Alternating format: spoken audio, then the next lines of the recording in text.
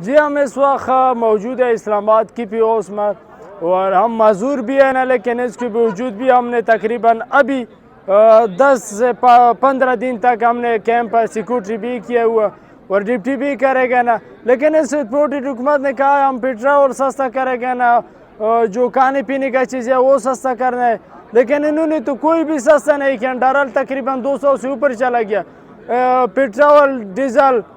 جو مولانا ہے نا ڈیزل، وہ سب چیزیں تو سستے کی جگہ پر اوپر لے کے جائے نا۔ اور دوسرا بات یہ ہے نا، انہوں نے اپنے کرپشن کاغذوں پر جو پائے میں ہوتا ہے نا، کچھ اور ہوتا ہے نا، اس کے اوپر ٹائم دیا ہوا تھا عوام کو، تو انہوں نے کوئی ٹائم نہیں دیا ہوا تھا۔ اپنے کرپشن بچانے کے لیے آئے ہوئے ہیں یہ امپورٹڈ حکومت۔ انشاءاللہ اس کے بعد جب خان صاحب نے جو بھی کال دیا ہوا تھا، تو ہمارے سارے پاکستان کے عوام سے ریکویسٹ ہے نا، جب یہ حقیقی پاکستان کے آزادی کے مارچ میں آپ سب نے شرکت کرنا ہے، اس اسلام آباد میں پہنچانا ہے۔